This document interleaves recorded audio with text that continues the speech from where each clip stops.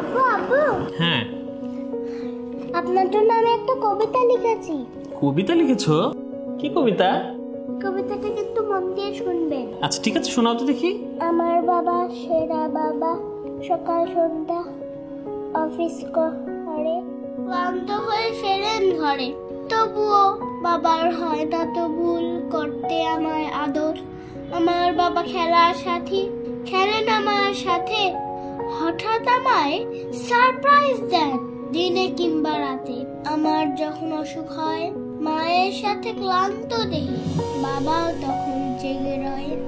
বাবা, you are my superhero, you are my best friend. আপনাকে পেয়ে আমি অনেক বেশি লাকি। মজারুর পক্ষ থেকে সকল বাবাদের জানাই বাবা দিবসের শুভেচ্ছা।